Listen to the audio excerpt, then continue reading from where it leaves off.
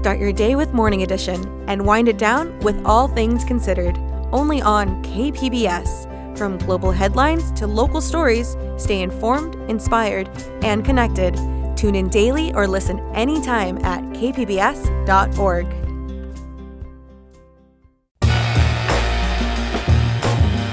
It's time for KPBS Midday Edition. On today's show, we're introducing you to what's new in San Diego's arts and culture scene. I'm Jade Hindman with conversations that keep you informed, inspired, and make you think.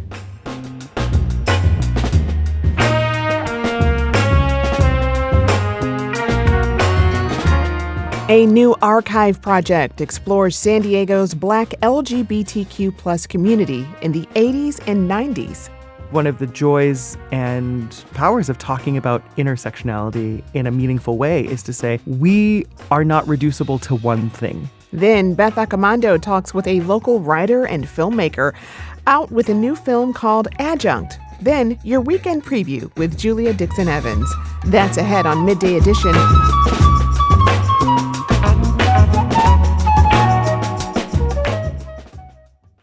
Pride Week in San Diego has a long and storied history that's been well documented, but one local professor sought to specifically uncover what life was like for San Diego's Black LGBTQ community in the 80s and 90s. TJ Tallie joins me now. He's the first ever community historian in residence at Lambda Archives.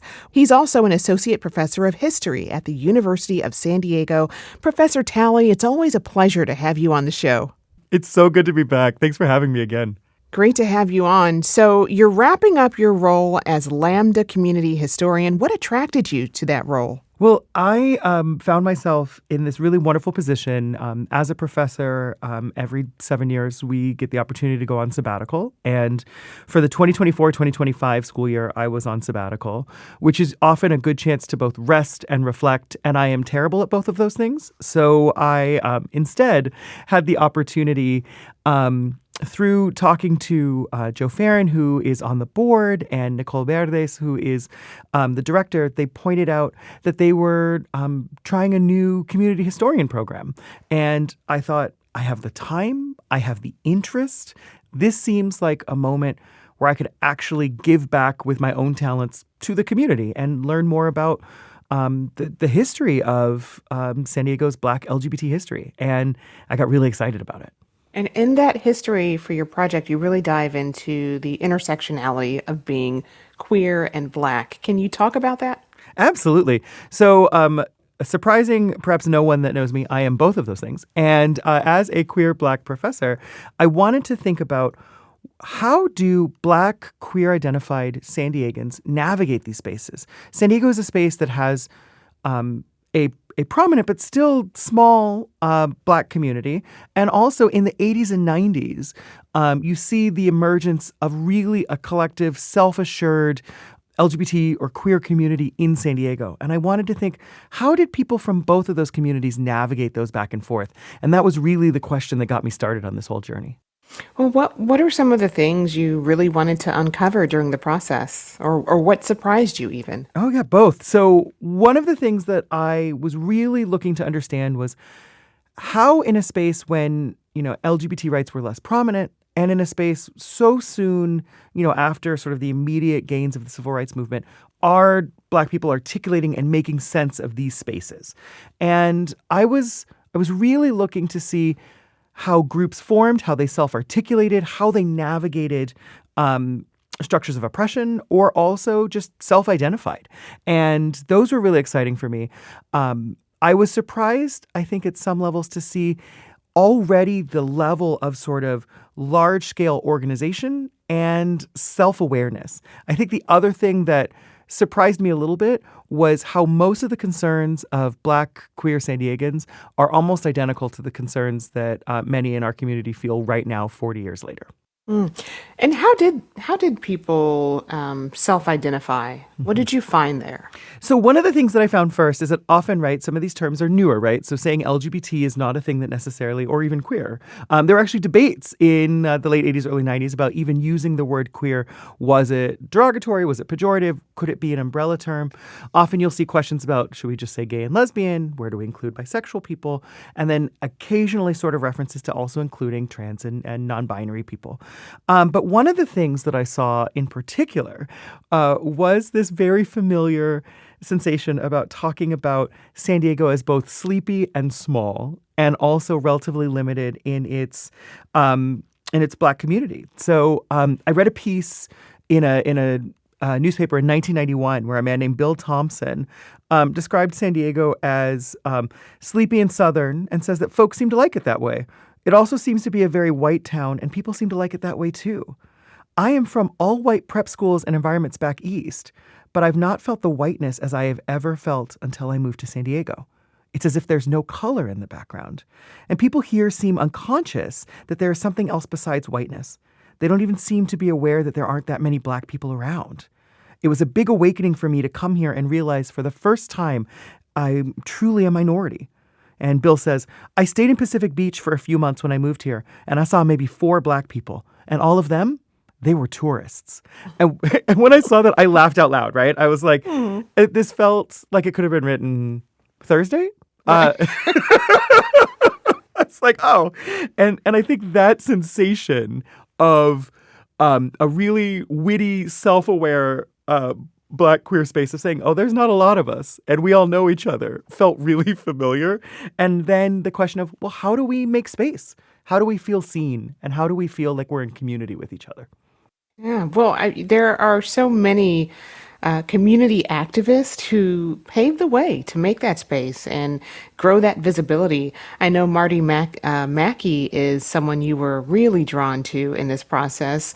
Tell me about her story and what really resonated with you. Oh, I would love to. So I started this project and I had not really heard of Marty Mackey. And my project really began around 1988 and went until 2002. And soon at the beginning of my project, I started encountering Marty's voice. Marty was a prominent playwright and an activist and an artist. She wrote constantly weekly columns in the Gay and Lesbian Times and the Gay and Lesbian Nation, which were 2 of the prominent LGBT newspapers at the time. And she was unsparing, right? You have this tiny Black woman with huge glasses who would write these sort of absolutely unafraid takedowns of structural racism. She would say, we need to do better. This place feels very comfortable. This place feels very self-satisfied. And we have so much work to do to think about what it means to be Black and to be queer. She said in one of the first pieces I read in 1991, she says, as a Black woman, I feel as isolated and alienated here in Hillcrest as I might in Fallbrook or La Jolla. I note that for quite a few gays and lesbians, being gay or lesbian is their only distinction and the only civil rights issue that they feel at all inclined to support. And again, that was one of those moments where like my jaw fell open and I was like, oh, all right, Marty. This sense of articulating the double struggle of being Black and LGBT, right? How do you occupy queer spaces, but don't always feel seen as a person of color, especially as a Black person? Yeah. Tell me about the issues that San Diego in particular has had around that. I mean, to think about people from the LGBTQ community who are both fit in that community and the Black community. Yeah. Our identity is wrapped in one, not feeling at home within that community at all. Absolutely, right. And so Marty really and others put a lot of voice to this sort of double bind, right? LGBT spaces, especially in San Diego, are powerfully emerging in the 1980s, right? They're coming out of sort of initial pride organizations and pride movements, which are picking up steam in the 70s, increasing decriminalization of gay sex acts, and opening spaces for activism, especially with the rise of HIV/AIDS, right? What we see is this huge moment for a community to start articulating their needs and demands for recognition and space. But a lot of those spaces were still dominated by whiteness.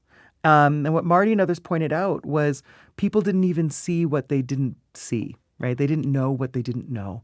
And so she began to articulate and say, my community is, I will stand with gays and lesbians, but I also need you to know that we have color too.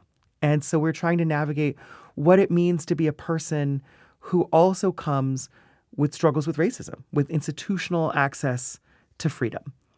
She also articulated what it was like to navigate Black spaces where homophobia existed, right? And she was very clear, as were others, to think about how do we begin to sort of make real space and make ourselves really known. And as San Diego is beginning to articulate these sort of real needs for gays and lesbians and the larger LGBT community, we're seeing Black activists create organizations for the first time that are stepping up. One of my favorites is this one called Lagadu, which I'm excited to talk about. But they are the first Black group to take space in Pride. They march in the 1989 Pride. They will be marshals in the 1991 parade. And Marty Mackey herself will be Pride's 1991 Woman of the Year. And so you really see a prominent space where Black LGBT activists are really claiming, they're like, we are queer, we are able to take space here, but we are also wanting to make sure that, we have specific needs as Black individuals who are struggling with structural racism. I am curious if, when you talk about the intersectionality of being Black and LGBTQ, plus if there's ever this pressure to pick one social justice fight or the other. I love that question, right? Because it's often people look at you and they say, "Well, can you pick a struggle? We got limits here in this economy. You got two struggles." And I find in this moment, I have to go back to the words of Audre Lorde, right? She's like, we don't lead single issue lives. We are not single issue people. And I think one of the joys and powers of talking about intersectionality in a meaningful way is to say, we are not reducible to one thing. I will say personally, as a queer Black person, I don't take off my queer hat to do Black things, right? They happen to be simultaneous, and they inform the way I occupy queer spaces is also informed by my Blackness. And also the joys and history of being a Black person and a Black descendant in this country allows me to think about how I navigate that as someone who's queer. So they are constantly refracting and challenging each other. And so often picking one is like looking at light refracting and saying, why aren't you one color? We aren't lucky enough to be that thing, and we are actually better for being a multitude of things. And that's what really drew me to this project, thinking about how do people like me articulate their multi-sided struggles, their multifaceted ways of being in their day-to-day lives. And that gave me sort of history and a sense of purpose as I did it.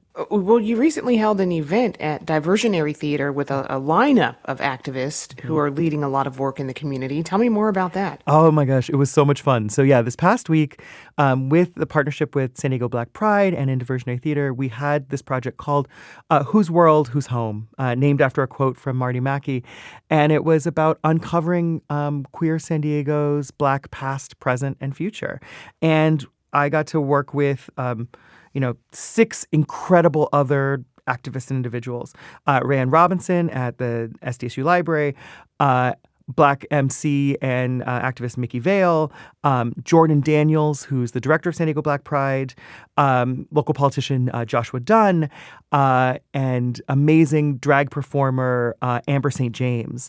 And all of them stayed with me on a panel to talk about our particular issues and the way we navigate being Black and queer in everyday experiences in San Diego. And then we ended the night with some selected readings by Marty Mackey's surviving partner, Phyllis Jackson, who read her words. And that was incredible for us because there was a sense of a through line from the 80s to today. Like the issues that we haven't changed too much, but our resilience is the same, and our sense of community and purpose still exists. And that felt so good to do. So much of what's been going on politically has been framed as unprecedented. But from everything we've talked about so far, the struggle has been ongoing for a very long time. So, how can the past be used to inform the present? That Jake, that is like literally the best question to ask a historian. We're just so excited to hear that. I would say first off, one of the things that is so important is we can acknowledge that we exist in a moment right now that feels very unprecedented. The mechanisms by which the news is happening and changes in our society are happening are profound and new. But one of the gifts, I think, of Black and queer organizing is a reminder that many of these issues are evergreen. And that could feel depressing, right? This idea that something from 40 years ago that we're still working with. But I find it actually incredibly comforting, the idea that this is not new. The challenges are not new. I was talking with a friend earlier this week about the idea that often we are paralyzed by a sense of novelty in our lives. This idea that what we go through, that our struggles are new and absolutely haven't happened before. But the idea that in 1988, Black queer San Diegans were wrestling with homelessness and unemployment and disease and poverty and trying to carve out space reminds us that those struggles have been here and that people have found a way. And that feels beautiful. This idea that people have done this before and we can also do this. It's not going to be easy and it's not going to be finished neatly in the next 6 months. The work will continue. And I think that is so important and reassuring. And at a moment right now where so much of our history is either being drastically underfunded or outright revised, this idea of finding these lessons in the past to remind us that things are actually quite precedented, that we have had ancestors who have gone before and for whom these struggles are familiar. I think that gives me a lot of hope, and it reminds me that I don't have to be overwhelmed in the same way by all of this happening. We've got sleeves to roll up and work to do. I've been speaking with TJ Tallie, community historian in residence at Lambda Archives and associate professor of history at the University of San Diego. Professor Tallie, thanks. Oh, it's a real treat. Thanks for having me.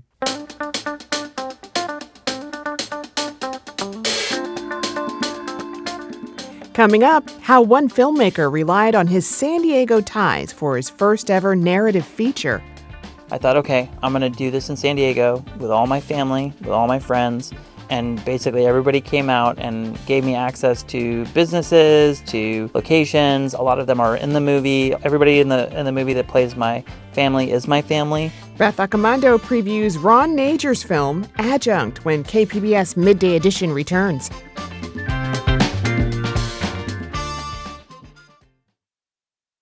Welcome back. You're listening to KPBS Midday Edition. I'm Jade Hindman. Local writer and director Ron Najor started out studying film at San Diego State University. And tonight, he'll debut his first narrative feature. The film is called Adjunct. It follows a college professor wrestling with the harsh realities of academia. KPBS cinema junkie Beth Accomando has more. Ron, we are here at the KPBS studios, which is not a foreign place for you to be. You went to school here at San Diego State and were a film student. How did that prepare you for actually becoming a filmmaker? Do you feel that San Diego State offered a good program? I mean, it definitely did. And I was able to kind of utilize everything around me. And so back in the day when I made my first feature, I'm Not a Hipster, we actually came to you and asked, hey, would you let us shoot in one of the recording booths over here? Because we have like a DJ scene where it's like a person interviewing a musician. And you did, and you let us come here, and you were kind enough to do that. Is that Houston Street or Houston Avenue in New York, Ronnie? I just know of Houston in Texas. Okay. I acted in that specific scene in the movie, and the movie ended up going to Sundance, and a lot of people like really loved it. They kept asking me, like, when are you going to act? When are you going to act? And I just didn't think I was going to do it. And then as the years went on, I finally like broke down and acted in a couple shorts that I made. And then I finally did this feature and Adjunct. And I decided, one, that I knew that I was going to be there the whole time. because we shot it over the course of a year. But yeah, I think going back to San Diego State in terms of like what I learned, and I learned to be scrappy. I learned how to make stuff and to utilize all the resources around me. That's kind of what I did when I was ready to direct and act in my first feature. I kind of said, I got to come back to San Diego. I got to use all my friends, all my family, and everything around me. And yeah, it served me well, I hope. And so Adjunct will be playing here in San Diego at the Digital Gym Cinema. Explain what this film's about. I myself was an adjunct for many years, and I found the process to be very challenging. But in my mind, I was like, I really didn't want to make the movie. I was genuinely scared to make my first feature. When I did this, I'm in my late 40s, and I hadn't made a feature yet. I'd made some shorts, but I thought to myself, man, I have not seen a movie about adjuncts, specifically about adjuncts. I've seen movies about teachers, professors, the whole world. And anytime I try to explain to people what an adjunct is, they're like, I don't understand. And so I was like, I'm going to make a movie that helps explain the differences between what is a tenure track professor and what is an adjunct. And an adjunct is really just a part-time worker at a college, and you usually have no health care, you have no stability in terms of coming back every semester to do your job. Some start to get contracts and some don't, but it's a very gig economy kind of world. And I don't think a lot of my students, nor do a lot of people in general, know what an adjunct is and how much of a struggle I think it is for a lot of people who are adjuncts. And most colleges today, the majority of their teaching staff are now adjuncts. And that's just the way that colleges have moved to. And again, like students and people around don't even like realize. They see me as an adjunct and they see someone that is a tenure track professor, and they don't see any differences between us. And a lot of times we're teaching the same classes. And let's hear a little bit of the trailer. These students, they need me to mentor them and to be there for them. And I cannot do that, not the way they deserve. Do you want to play hooky and go somewhere with me? Make sure that you enjoy your journey, right? And try to have as much fun as you possibly can, because that's something we forget.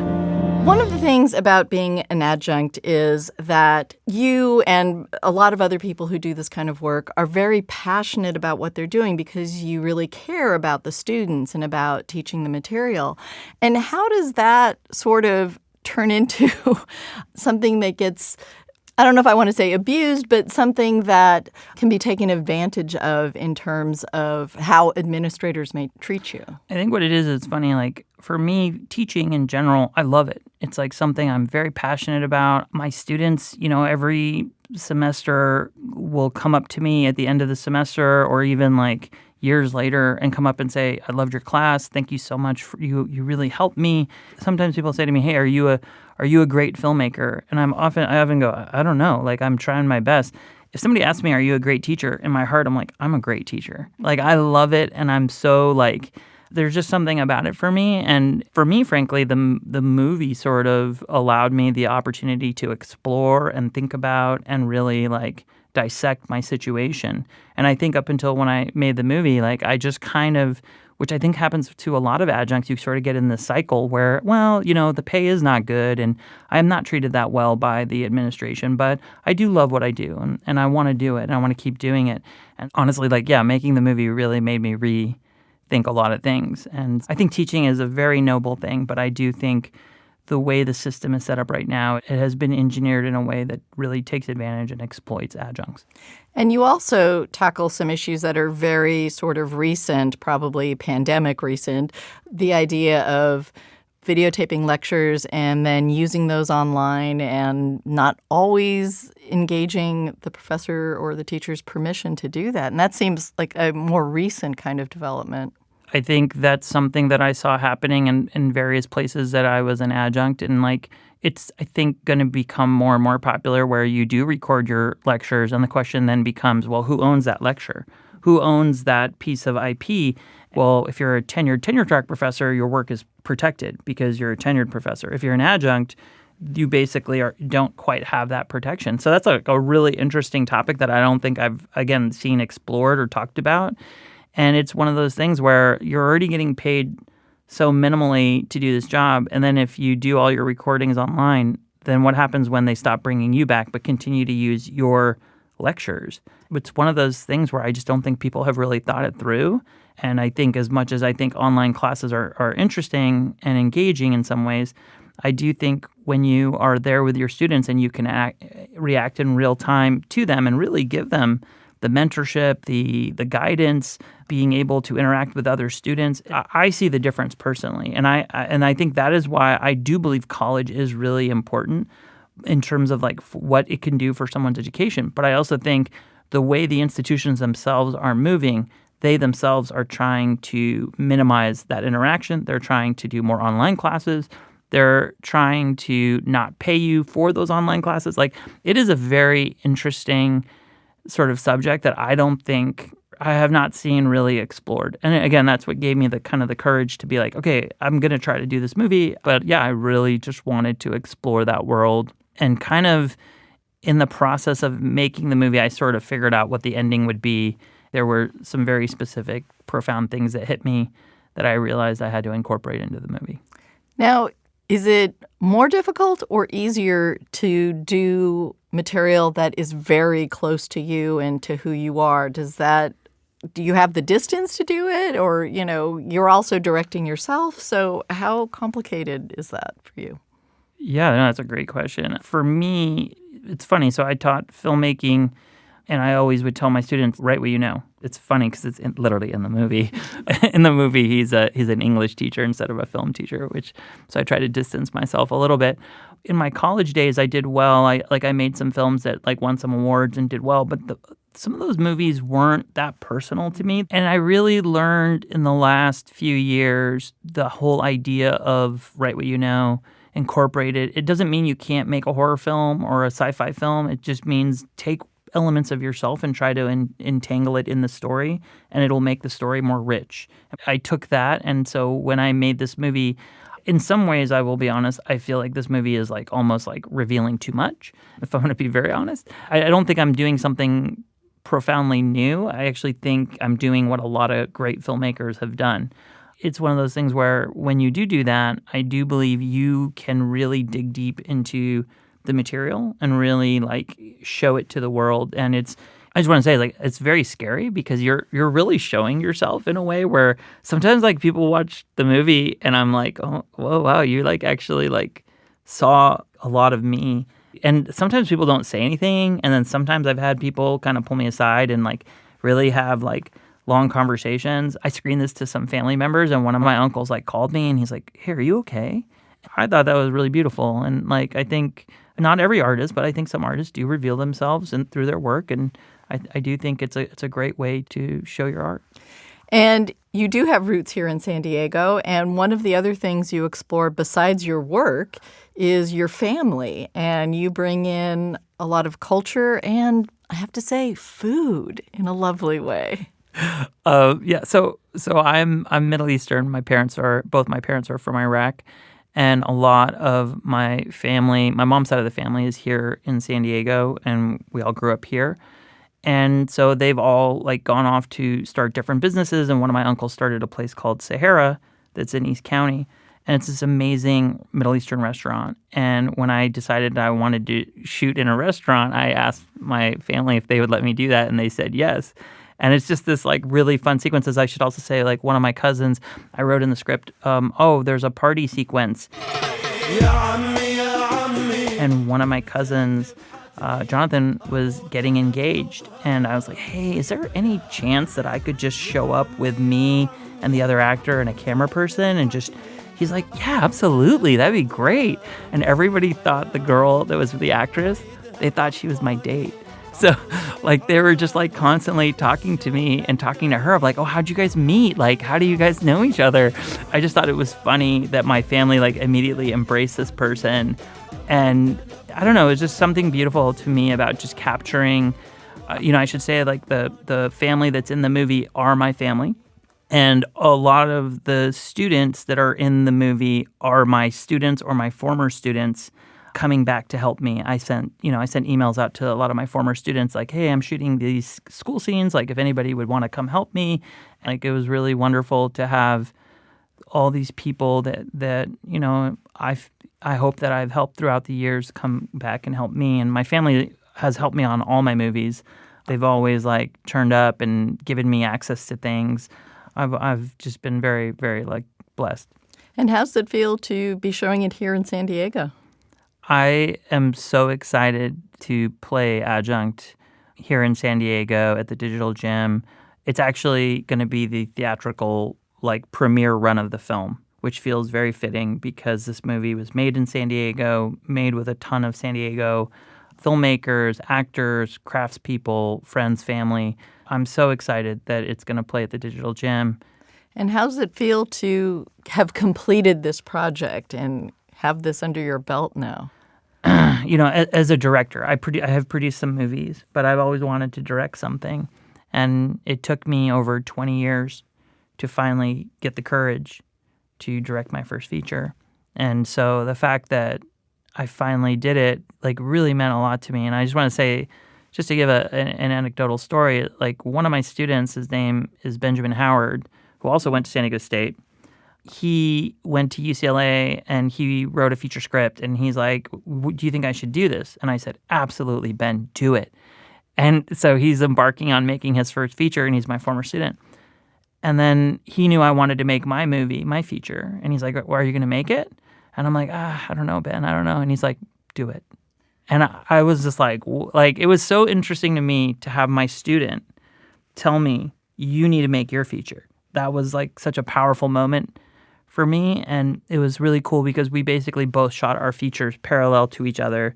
And I went on to be an executive producer for his movie. And he actually came on and became an executive producer for my movie. And he actually also came on and helped edit the movie with me and Andrew Norbeck, my producer. It was just a really beautiful thing. And I just remember there were times where I was like, I don't think I can finish this. And he just like would not let me give up on it. It was really, really wonderful. Well, I want to thank you very much for talking about Adjunct. Thank you. That was filmmaker Ron Najor speaking with KPBS's film critic Beth Accomando. His feature film Adjunct opens tonight at Digital Gym Cinema in East Village. It'll be screened through Wednesday with Najor hosting post-film Q&As tonight through Saturday.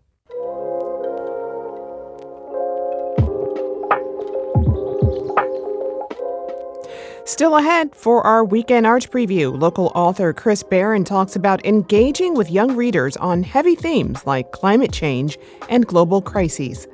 I really found this sense like if we could partner more with young people and support them and guide them versus sort of sometimes pushing them away or down to either shelter them or silence them. But if we gave them that agency, we could find even more hope, more change.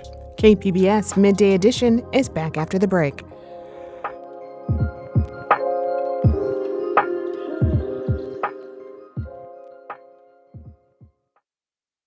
You're listening to KPBS Midday Edition. I'm Jade Hindman.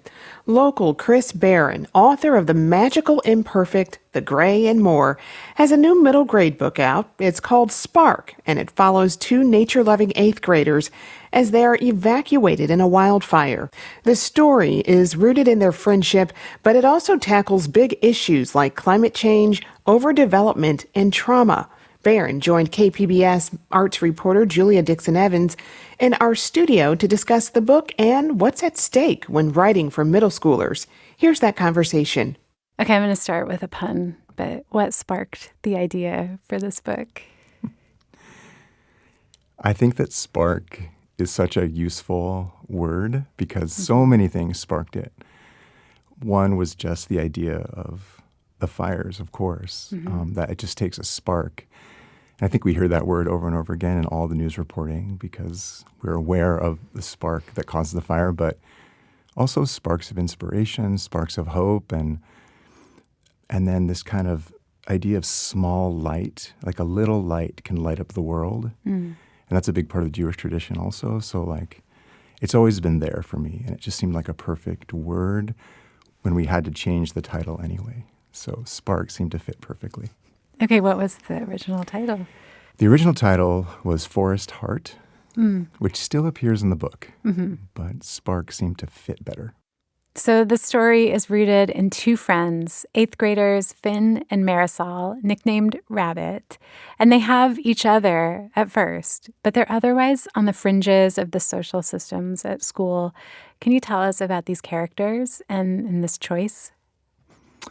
Yeah, Finn and Rabbit were such a lovely surprise in the writing process. I mean, as an author, you always sort of start with character and then they grow and change and shift. And these characters, yeah, they're best friends. They understand each other. They actually call each other kind of the heart and mind. Rabbit's the heart, Finn's the mind. He's studious. He loves routine. He likes things to make sense and have an answer. And they both love the forest. And so Finn likes to study the forest, keep notes in his field journal. Rabbit would just run headlong and sit in the middle of the forest for as long as she could. She's so passionate about it. And they have, of course, Thorn is Rabbit's dog, who also loves the forest and is a little wild. But these characters complement each other like so many good friendships, and they represent that kind of different parts of all of us. So them being together, they are really interested in sharing nature with the world. So they create trail cameras that can kind of see into the forest, and they hope that they make a channel that the world can see like into the window, through a window of the forest, and just kind of experience the beauty of it as well.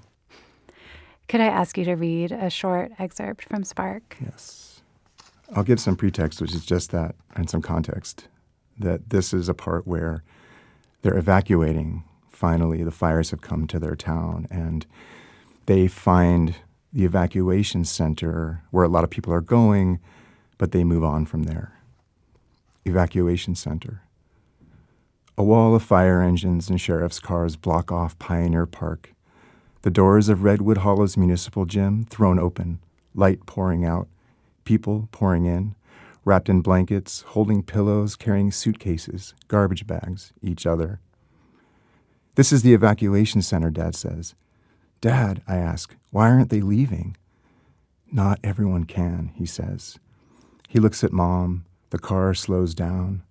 For a moment, it feels like maybe we might stop, but the car jolts forward into the endless line of cars, creeping slowly along Highway 49. Behind us, trees bend sideways in the wind. A wall of fire rises into the sky. Thank you. While this is fictional, so much of the story is rooted in the reality of wildfires that have impacted rural areas, particularly in Northern California. What's your approach to delving into real climate trauma?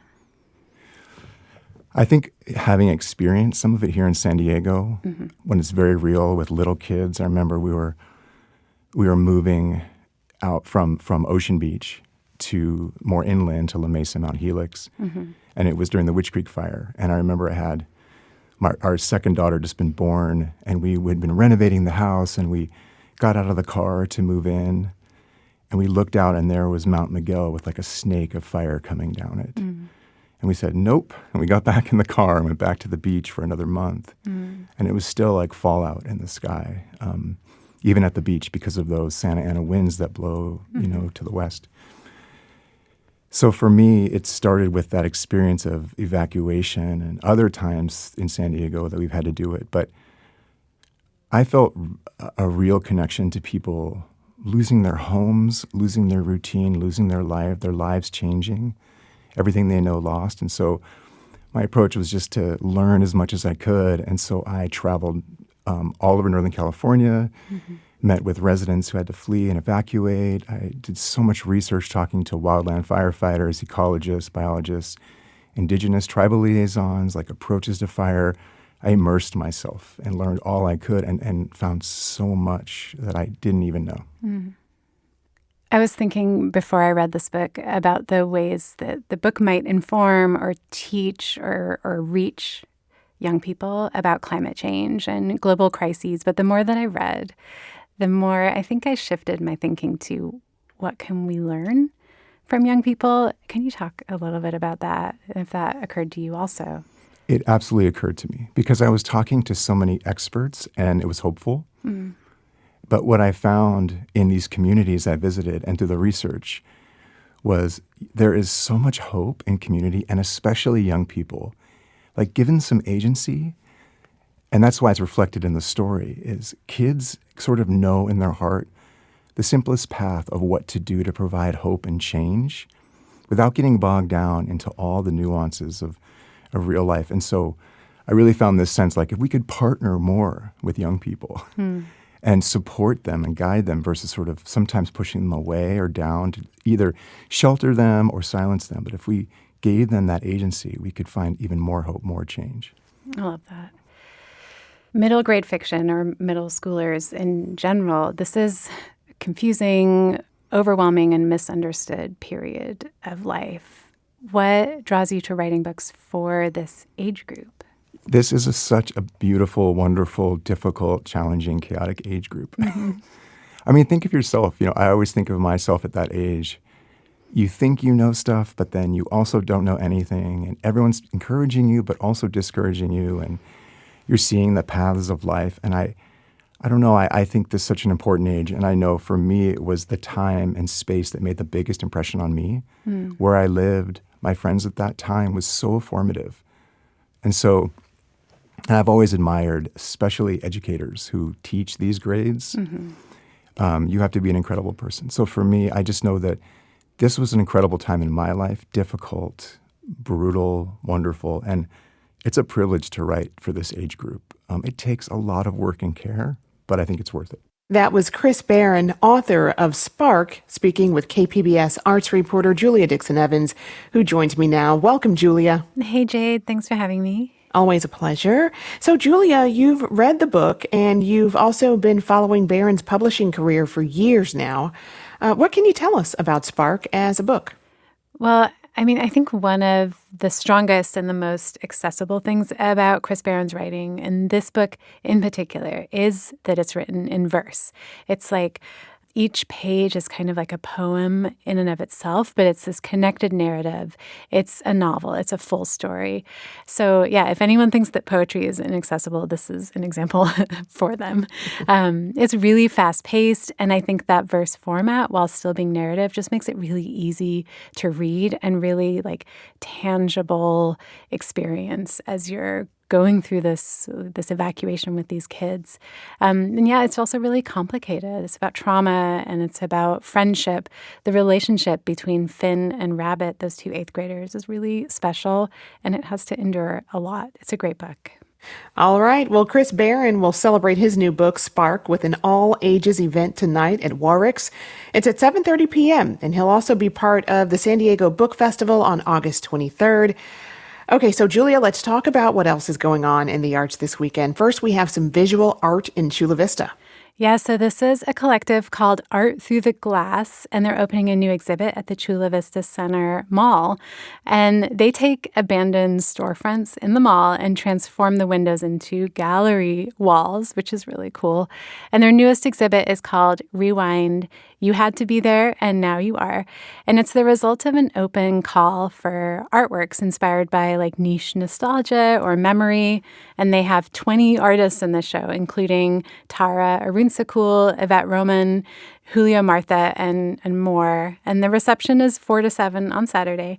And there'll also be a little outdoor maker fair to coincide with the exhibit. And this is all at the mall in Chula Vista. All right. Well, in theater, A Gentleman's Guide to Love and Murder opens at North Coast Rep.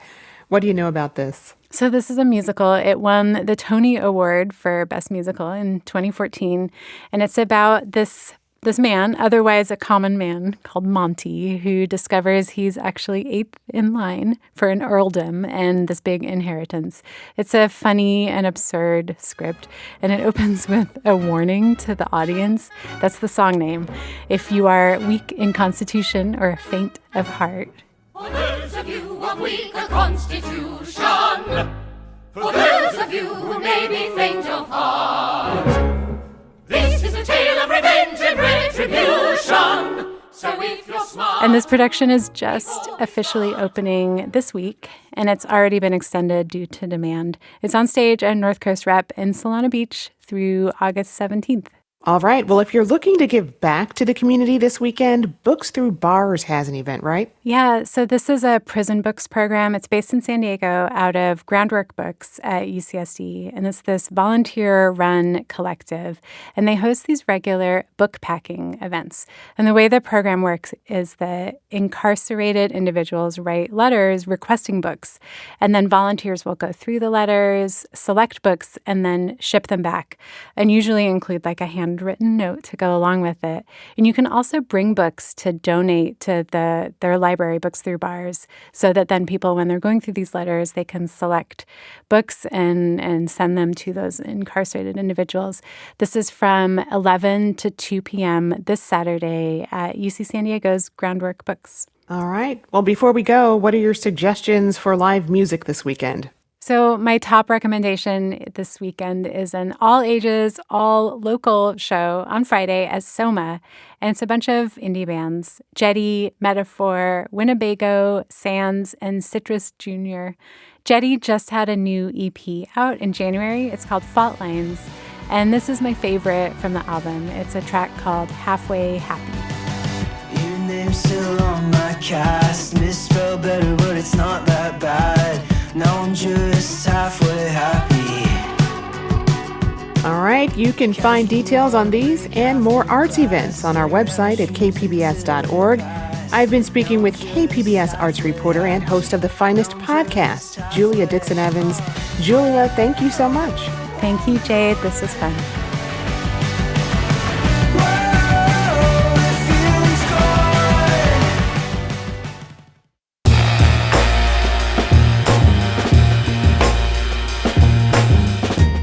That's our show for today. I'm your host, Jade Hindman. Thanks for tuning in to Midday Edition. Be sure to have a great day on purpose, everyone.